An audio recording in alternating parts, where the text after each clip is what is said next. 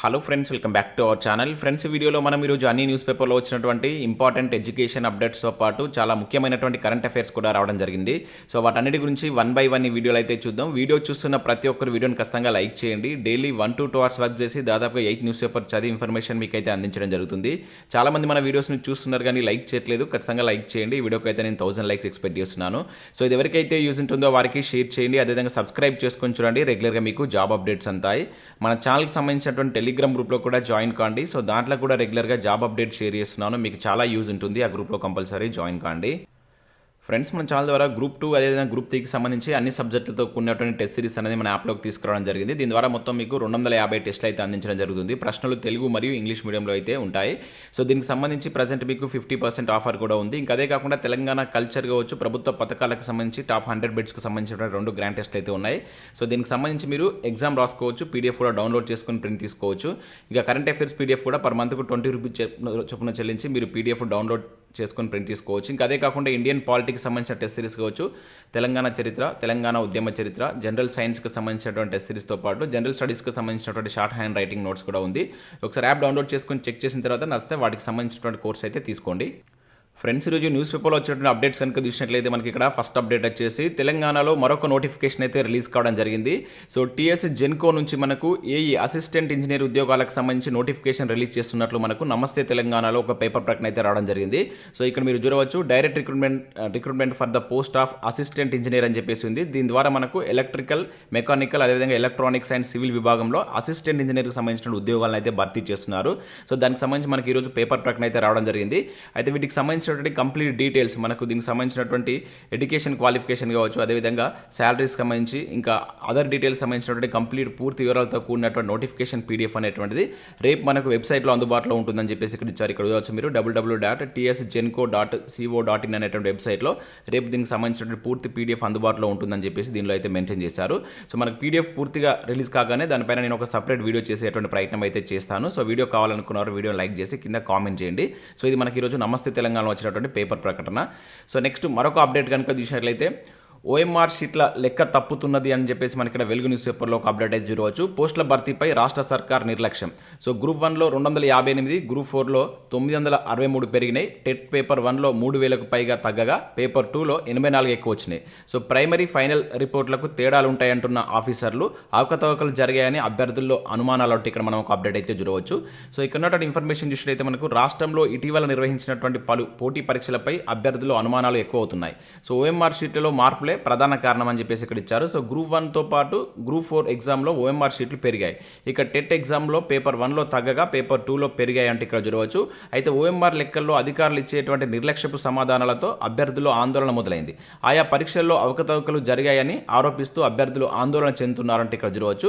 So group 1 prelims exam విషయంలో biometric పెట్టకపోవడం, OMR షీట్లపై వివరాలు లేకపోవడంతో పాటు ముందుగా ప్రకటించినటువంటి ఓఎంఆర్ షీట్లను స్కాన్ చేసిన తర్వాత ప్రకటించినటువంటి ఓఎంఆర్ షీట్లకు పొంతన ఉండకపోవడంతో అందరిలో అనుమానాలు ఎక్కువయ్యాయి. సో దీనిపై కొందరు అభ్యర్థులు హైకోర్టును ఆశ్రయించగా గ్రూప్ 1 ప్రిలిమ్స్ ఎగ్జామ్ను రద్దు చేసింది హైకోర్టు అని చెప్పేసి ఇక్కడ చూడవచ్చు. కాగా జూన్ 11న గ్రూప్ 1 ఎగ్జామ్ జరగగా ఆ రోజు సాయంత్రం 2,33,248 మంది పరీక్ష రాసినట్లు టీఎస్పీఎస్సీ అధికారులు ప్రకటించారు. ఆ తర్వాత నెల రోజులకు 2,33,506 మంది ఓఎంఆర్ షీట్లను వెబ్సైట్లో పెట్టినట్లు వెల్లడించారు.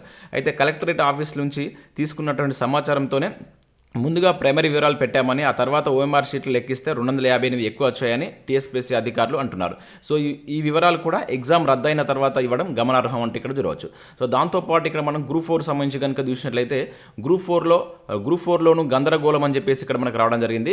సో ఇక్కడ చూసినట్లయితే మనకు గ్రూప్ 4లో కూడా ఓఎంఆర్ గందరగోళం ఏర్పడింది. సో జూలై 1న గ్రూప్ 4 ఎగ్జామ్ జరిగింది.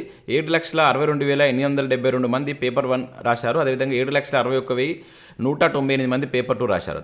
తర్వాత వెబ్సైట్లో ఓఎంఆర్ స్కానింగ్ కాపీలు పెట్టేటువంటి టైంలో మాత్రం ఈ సంఖ్య మారిపోయింది. సో పేపర్ 1లో చూసినట్లయితే 7,63,835, అదేవిధంగా పేపర్ 2లో 7,61,026 మంది ఓఎంఆర్ షీట్లు వెబ్సైట్లో పెట్టారు. సో దీంతో పేపర్ 1లో 963 ఓఎంఆర్ షీట్లు పెరిగాయంటే ఇక్కడ చూడవచ్చు. అదేవిధంగా పేపర్ 2లో 172 ఓఎంఆర్ షీట్లు తగ్గాయంటూ ఇక్కడ మనం చూడవచ్చు. సో జిల్లాల నుంచి వివరాలు ఇచ్చే వారంతా అంత నిర్లక్ష్యంగా ఎలా ఉంటారనే దానిపైన టీఎస్పీఎస్సీ నుంచి స్పష్టత కరువైందని చెప్పేసి కూడా ఇక్కడ మనం గ్రూప్ 4కి సంబంధించి కూడా చూడవచ్చు. అదేవిధంగా ఇక్కడ టెట్కి సంబంధించి కూడా అదే జరిగిందని చెప్పేసి కూడా ఇక్కడ ఇవ్వడం జరిగింది. సో టెట్లోనూ అంతే అని చెప్పేసి ఇచ్చారు. సో పేపర్ 1 అండ్ పేపర్ 2లో కూడా సో ఈ ఓఎంఆర్ షీట్లో డిఫరెన్స్ వస్తుందని చెప్పేసి ఇక్కడ మనకు వెలుగు న్యూస్ పేపర్లో అయితే ఇవ్వడం జరిగింది. సో ఇప్పుడు గ్రూప్ 1 ఆల్రెడీ రద్దయింది. సో ఇక్కడ గ్రూప్ 4 అండ్ అదేవిధంగా టెట్లో కూడా ఇటువంటి అవకతవకలు జరిగాయని చెప్పేసి అభ్యర్థులు అనుమానాలు వ్యక్తం చేస్తున్నారని చెప్పేసి ఇక్కడ మనకు ఇది వెలుగు న్యూస్ పేపర్లో ఒక ఆర్టికల్ అయితే చూడవచ్చు. ఇక నెక్స్ట్ చూసినట్లయితే ఇక్కడ ప్రమోషన్లు లేవు, బదిలీ లేవు అని చెప్పేసి మనకు వెలుగు న్యూస్ పేపర్లో ఒక ఆర్టికల్ అయితే రావడం జరిగింది. ఒకసారి మీరు వెలుగు న్యూస్ పేపర్ డౌన్లోడ్ చేసుకొని చదివేటువంటి ప్రయత్నం అయితే చేయండి. ఇది మనకు టీచర్స్ బదిలీలకు సంబంధించిన దానిపైన ఒక అప్డేట్ అయితే ఇచ్చారు. ఇక నెక్స్ట్ చూసినట్లయితే డిఎస్సి ద్వారా 25,000 పోస్టుల భర్తీ చేయాలంటూ చూడవచ్చు. బీసీ సంక్షేమ సంఘాల జాతీయ అధ్యక్షుడు ఆర్ కృష్ణయ్య అంటే ఒక అప్డేట్ అయితే రావడం జరిగింది. సో ఇక్కడ పోరాడి సాధించుకున్నటువంటి తెలంగాణలో డిఎస్సిని ప్రకటించకుండా పాలకులు తెలంగాణ రాష్ట్రాన్ని పూర్తిగా నిర్వీర్యం చేస్తున్నారని పలువురు నాయకులు ప్రభుత్వం పైన మండిపడ్డట్లు ఇక్కడ చూడవచ్చు. రాష్ట్ర వ్యాప్తంగా 25,000 టీచర్ పోస్టులు ఖాళీగా ఉంటే కేవలం 5,000 పోస్టులను ప్రకటించి ప్రభుత్వం బాధ్యత నుంచి తప్పుకుంటుందని విమర్శించారు. సో డిఎస్సిని 4 నెలలు వాయిదా వేయాలని, మొత్తం 25,000 పోస్టులు భర్తీ చేయాలని డిమాండ్ చేస్తూ నిరుద్యోగ జేఏసీ అదేవిధంగా బీసీ సంక్షేమ సంఘ సంయుక్త ఆధ్వర్యంలో మంగళవారం ఇందిరా పార్క్ వద్ద ధర్నా నిర్వహించారంటే ఇక్కడ మనకు డిఎస్సికి సంబంధించిన అప్డేట్ చూడవచ్చు. సో ఇదే అప్డేట్ మనకు నిన్నటి న్యూస్ పేపర్లో కూడా రావడం జరిగింది. 13,000 టీచర్ పోస్టులకు నోటిఫికేషన్ వేయాలి. సో టీఆర్టీ అభ్యర్థుల డిమాండ్, నేడు ఇందిరా పార్క్ వద్ద బహిరంగ సభ అంటూ చూడవచ్చు. ఇది నిన్నటి అప్డేట్, మనం నిన్న వీడియో చేయలేదు కనుక ఇక్కడ కవర్ చేయడం జరుగుతుంది. ఇక నెక్స్ట్ చూసినట్లయితే ఇక్కడ సీడాక్లో వివిధ ఉద్యోగాలకు సంబంధించిన నోటిఫికేషన్ అయితే రిలీజ్ కావడం జరిగింది. మొత్తం 277 పోస్టులతోటి నోటిఫికేషన్ అయితే రిలీజ్ అయింది. సో దీనిలో మీకు ఇక్కడ చూసినట్లయితే ప్రాజెక్ట్ అసిస్టెంట్కి సంబంధించిన వేకెన్సీ కావచ్చు, ప్రాజెక్ట్ అసోసియేట్కి సంబంధించిన వేకెన్సీస్, ప్రాజెక్ట్ ఇంజనీర్ అండ్ మేనేజర్కి సంబంధించి కావచ్చు, సపోర్ట్ స్టాఫ్, టెక్నీషియన్కి సంబంధించి ఇట్లా చాలా రకాల ఉద్యోగాలకు సంబంధించిన వేకెన్సీ అయితే ఉన్నాయి. సో ఇక్కడ మనకు పోస్ట్ వైజ్గా వాటికి సంబంధించినటువంటి ఎక్స్పీరియన్స్ కావచ్చు, అదేవిధంగా క్వాలిఫికేషన్ కూడా ఇవ్వడం జరిగింది అండ్ ఏజ్ కూడా ఉంది. ఒకసారి దీన్ని మీరు స్క్రీన్ షాట్ తీసుకొని చూడండి. లేదంటే ఇక ఉన్నటువంటి ఈ వెబ్సైట్ కనుక వెళ్ళినట్లయితే సీడాక్ వెబ్సైట్కి వెళ్తే మీకు ఇక్కడ కంప్లీట్ డీటెయిల్ నోటిఫికేషన్ అయితే ఉంది. ఒకసారి నోటిఫికేషన్ డౌన్లోడ్ చేసుకొని మీకు కనుక ఆ ఎలిజిబిలిటీస్ కనుక ఉంటే వాటికి అప్లై చేసేటువంటి ప్రయత్నం చేయండి. ఇక నెక్స్ట్ చూసినట్లయితే మనకు ఈనాడు ప్రతిభకు సంబంధించి కనుక చూసినట్లయితే సో ఇక్కడ మనకు ఇండియన్ జాగ్రఫీకి సంబంధించిన దానిపైన ఒక ఆర్టికల్ ఇచ్చారు. అదేవిధంగా కొన్ని కరెంట్ అఫైర్స్కి సంబంధించిన ప్రశ్నలు కూడా చూడవచ్చు. అండ్ దాంతోపాటుగా టీఆర్టీ 2023 బయాలజీకి సంబంధించిన దానిపైన ఒక బిడ్ బ్యాంక్ అయితే ఇచ్చారు. సో వీటిని ఒకసారి మీరు డౌన్లోడ్ చేసుకుని ప్రాక్టీస్ చేసేటువంటి ప్రయత్నం చేయండి. దాంతోపాటుగా మనకు ఇదే ఈనాడు న్యూస్ పేపర్లో సో ఇక్కడ ద్రవ్యోల్బణం, ఎకానమీకి సంబంధించి ద్రవ్యోల్బణం అనేటువంటి టాపిక్ పైన కూడా ఒక మంచి ఆర్టికల్ అయితే ఇచ్చారు. సో గ్రూప్ 2 ఆర్ గ్రూప్ 3కి ప్రిపేర్ అవుతున్న అభ్యర్థులకు చాలా యూజ్ అవుతుంది ఈ ఆర్టికల్. ఒకసారి మీరు డౌన్లోడ్ చేసుకుని చదివేటువంటి ప్రయత్నం చేయండి. సో ఇవి మనకు వివిధ న్యూస్ పేపర్లో వచ్చినటువంటి ముఖ్యమైనటువంటి education updates. Next current affairs చూద్దాం. చాలా ఇంపార్టెంట్ కరెంట్ అఫైర్స్ ఉన్నాయి ఈరోజు అయితే. స్కిప్ చేయకుండా చూడండి, ఖచ్చితంగా లైక్ చేయండి. సో నేను డైలీ చెప్తున్నా కూడా చాలా తక్కువ మంది వీడియోని లైక్ చేస్తున్నారు. ఒకటే వీడియోలో మీకు ఎడ్యుకేషన్ అప్డేట్స్ అదేవిధంగా కరెంట్ అఫైర్స్ కలిపి దాదాపుగా ఒక 8 న్యూస్ పేపర్ చదివి మీకు ఇన్ఫర్మేషన్ అయితే ప్రొవైడ్ చేస్తున్నాను. ఖచ్చితంగా లైక్ చేసి మీ మిత్రులకైతే షేర్ చేసేటువంటి ప్రయత్నం చేయండి.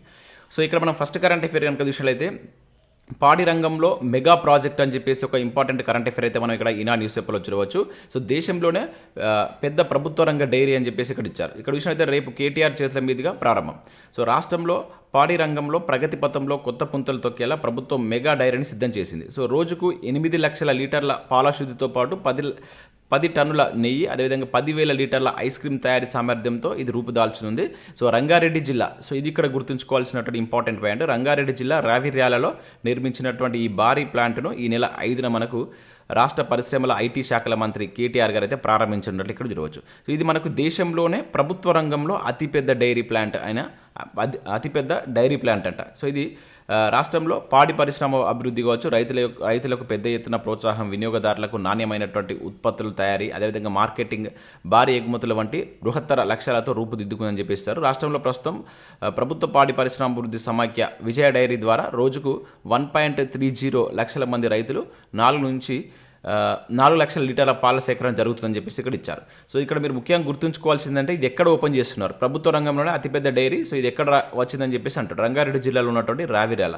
సో విస్తీర్ణం వచ్చేసి 40 ఎకరాలంట, వ్యయం 250 కోట్లు, పాల శుద్ధి రోజుకు 8 లక్షల లీటర్లు, సిబ్బంది 300 మంది. సో ప్రత్యక్ష పరోక్ష ఉపాధి పొందేవారు 5,000 మంది అంట. ఇది ఇంపార్టెంట్ అండి, గుర్తుంచుకోండి. ప్లేస్ చాలా చాలా ఇంపార్టెంట్. దీన్ని ఎవరు ఓపెన్ చేశారనేది కూడా కేటీఆర్ గారు దీన్ని రేపు ఓపెన్ చేయబోతున్నారు. నెక్స్ట్ మనకు నోబెల్కి సంబంధించినటువంటి లిస్టులు అయితే వస్తున్నాయి. సో నిన్న కెమిస్ట్రీకి సంబంధించినటువంటి వచ్చింది, ఈరోజు ఫిజిక్స్కి సంబంధించి కూడా రావడం జరిగింది. మనం నేను వీడియో చేయలేదు. సో ఇవి గుర్తుంచుకోండి, ఒక దగ్గర నోట్ చేసుకోండి, చాలా చాలా ఇంపార్టెంట్. మనకు గత టీఎస్పీఎస్సీ ఎగ్జామ్స్ కనుక చూసినట్టయితే 2022 నోబెల్కి సంబంధించినటువంటి వాటిపైన చాలా క్వశ్చన్స్ అడిగాడు. సో ఇప్పుడు రానున్నటువంటి పోటీ పరీక్షల్లో కూడా నోబెల్కి సంబంధించిన వాటిపైన కంపల్సరీ క్వశ్చన్స్ ఉంటాయి. అన్నింటిని ఒక దగ్గర రాసుకొని, సో నేమ్స్ కొంచెం క్రిటికల్గా ఉంటాయి కనుక డైలీ ఒక 1 or 2 టైమ్స్ వీటిని రివిజన్ చేసేటువంటి ప్రయత్నం చేయండి. సో ఇక్కడ మనం చూసినట్లయితే ఎలక్ట్రాన్స్పై ప్రయోగాలకు ముగ్గురికి నోబెల్ అంటూ చూడవచ్చు. ఆటో సెకండ్లో పరమాణువుల పరిశీలన అని చూడవచ్చు. ఇది మనకు ఫిజిక్స్ రంగంలో ముగ్గురికి నోబెల్ రావడం జరిగింది. సో అణువుల్లోని ఎలక్ట్రాన్స్పై పరిశోధనకు బాటలు సో ఫెర్రీ అగస్తని, అదేవిధంగా ఫెరెన్స్ క్రౌజ్ అండ్ హ్యూలియర్లు వరించినటువంటి నోబెల్ అని చెప్పేసి ఇక్కడ చూడవచ్చు. సో ముగ్గురికి రావడం జరిగింది. లాస్ట్ టైం కూడా ఫిజిక్స్లో ముగ్గురికి వచ్చింది, ఈసారి కూడా సేమ్ 3 మెంబర్స్కి వచ్చింది. సో ఇక్కడ చూసినట్లయితే అణువుల్లో ఎలక్ట్రాన్స్ డైనమిక్స్ను అధ్యయనం చేయడంలో భాగంగా కాంతి తరంగాల ఆటో సెకండ్ పల్స్ను ఉత్పత్తి చేయడంపై ఇవి కూడా అడుగుతారండి. దీనిపైన వీళ్ళ యొక్క పరిశోధన చేశారని చెప్పేసి కూడా అంటారు. ఇది కూడా గుర్తుంచుకోవాల్సి ఉంటుంది.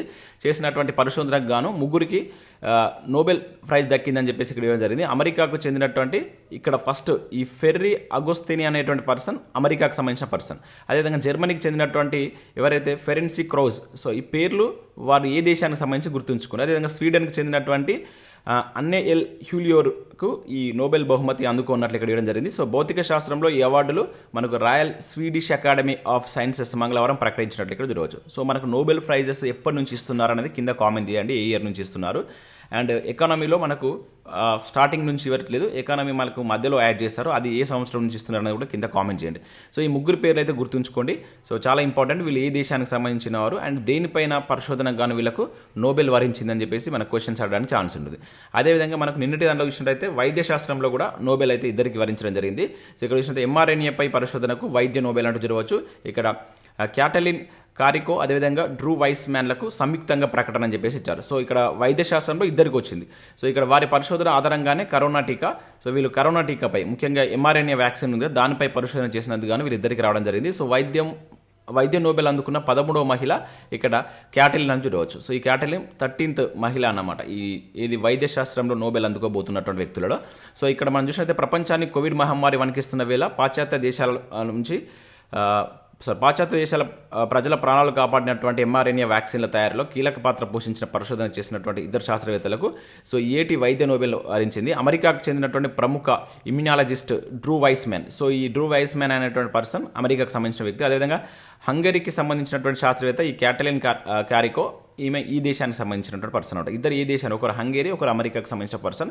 ఇవి కూడా గుర్తుంచుకోండి. సో ఎంఆర్ఎన్ఏ వ్యాక్సిన్ పై చేసిన పరిశోధనకు వైద్యంలో ఇద్దరికి నోబెల్ వచ్చింది. సో ఈ రెండింటిని ఒక దగ్గర జత చేసుకోండి. నెక్స్ట్ మనకు పీస్ అంటే శాంతి విభాగంలో కావచ్చు, ఎకనామీ కావచ్చు, ఇట్లా అన్ని విభాగాల్లో కూడా రావడం జరుగుతుంది. సో వాటన్నిటిని ఒక దగ్గర మీరు జత చేసుకొని చదివేటువంటి ప్రయత్నం చేయండి.